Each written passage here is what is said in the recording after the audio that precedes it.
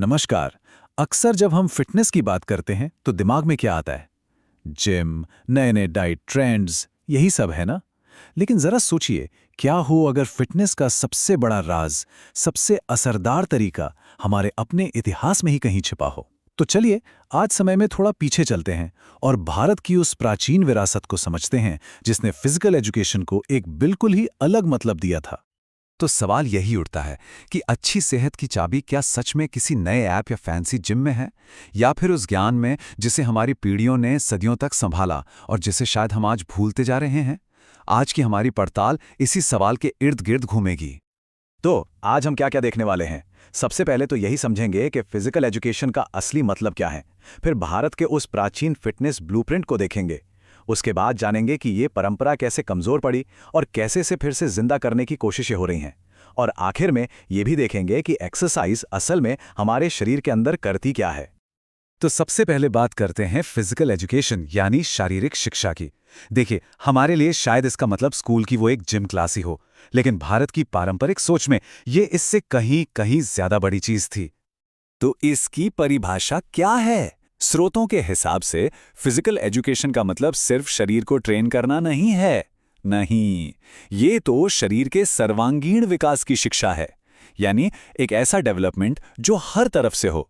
इसकी शुरुआत बेशक शारीरिक ग्रोथ से होती है, लेकिन इसका असली मकसद है बेस्ट फिजिकल, मेंटल और इमोशनल फिटनेस पाना। ये एक तरह से जिंदगी जीने का पूरा सिस्टम है। सुभाष चंद्र की ये परिभाषा देखिए, कितनी प्रैक्टिकल है।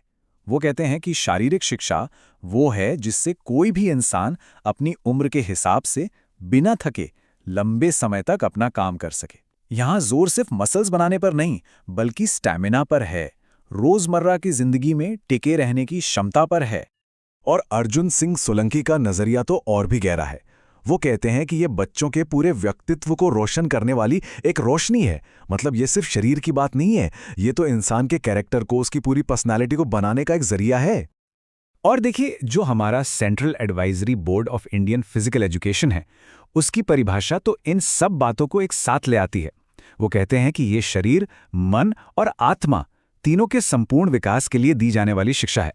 तो यहाँ ये बात बिल्कुल साफ हो जाती है कि शरीर, मन और आत्मा का कनेक्शन कितना जरूरी माना गया था। तो ये तो हुई परिभाषा की बात।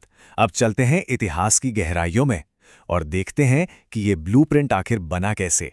ये एक तरह से हमारे शरीर के लिए एक प्राचीन ऑपरेटिंग मैनुअल को खोजने जैसा है, जिसमें ताकत और हुनर को बहुत अहमियत दी गई थी। भारत में फिजिकल कल्चर की जड़ें बहुत बहुत गहरी हैं। ये कहानी शुरू होती है वैदिक काल से, जहां शरीर को साधना, आध्यात्मिकता से जुड़ा था। फिर आता है महाकाव्यों का दौर, रामायण और महाभारत, जहां हमें ताकत के कमाल के उदाहरण मिलते हैं। इसके बाद नालंदा जैसी जगहों पर बाकायदा इसकी ट्रेनिंग शुरू हुई, और राजपूत काल आते आते तो ये वीरता और शौर्य का सबसे बड़ा प्रतीक बन गया।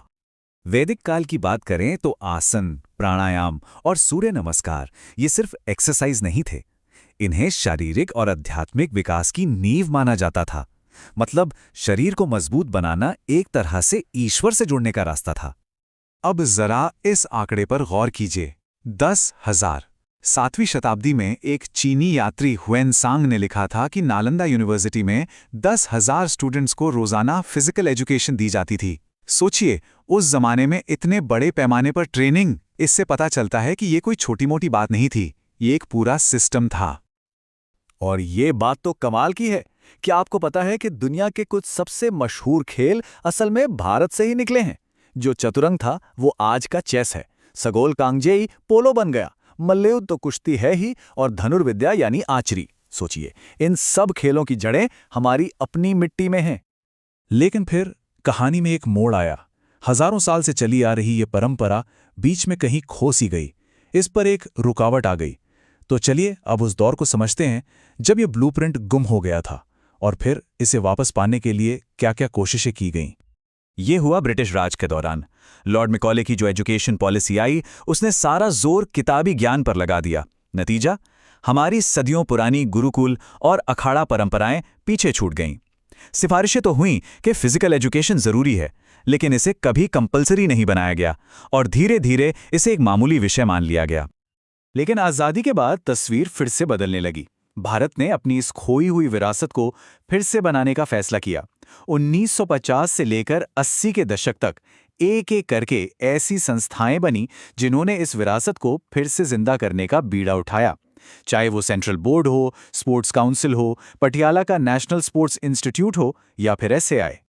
तो ये तो थी इतिहास की कहानी, पर अब सवाल ये है कि जो हमारे पूर्वज हजारों साल पहले जानते थे, क्या आज का विज्ञान भी उसे मानता है? तो चलिए अब इतिहास से निकलकर विज्ञान की दुनिया में चलते हैं और देखते हैं कि एक्सरसाइज हमारे शरीर पर असल में क्या असर डालती है। तो तैयार हो जाइए, एक फटाफट टूर करते हैं अपने शरीर का और देखते हैं कि एक्सरसाइज का जादू अंदर ही अंदर कैसे चलता है। सबसे पहले हमारा ढांचा यानी हड्डियां और मसल्स। एक्सरसाइज से हड्डियां मजबूत होती हैं, जोड़ों की पकड़ बेहतर होती है, मसल्स का साइज बढ़ता है, जिसे विज्ञान में हाइपरट्रॉफी कहते हैं। ये शरीर की फालतू चर्बी को कंट्रोल करता है, स्टैमिना बढ़ाता है और ताकत के लिए जो वाइट मसल फाइबर्स होते हैं उन्हें भी बढ़ाता है। अब आते हैं सांस और खून के सिस्टम पर, यानी दिल और फेफड़ों पर। एक्सरसाइज फेफड़ों के एयर सैक को खोल देती है, जिससे वो ज्यादा अच्छे से काम करते हैं। आपने देखा होगा कि दौड़ते हुए सांस फूल जाती है, उसे कहते हैं ऑक्सीजन डेब्ट। एक्सरसाइज इसी को कम करती है। साथ ही ये ब्लड प्रेशर को कम करती है, दिल को मजबूत बनाती है और खून में ऑक्सीजन ले जाने वाले रेड ब्लड सेल्स को भी बढ़ाती है। और बात यहीं खत्म नहीं होती, इसका असर हमारे पाचन और नर्वस सिस्टम पर भी पड़ता है। पाचन क्रिया मजबूत होती है, जिससे हम खाने से ज्यादा एनर्जी ले पाते हैं। दिमाग और शरीर का तालमेल बेहतर होता है, हमारे रिफ्लेक्स तेज हो जाते हैं और सबसे जरूरी, इससे दिमाग तेज होता है और हम ज्यादा अलर्ट रहते हैं। तो कुल मिलाकर बात यह है, जो निचोड़ है वो बहुत सीधा सा है।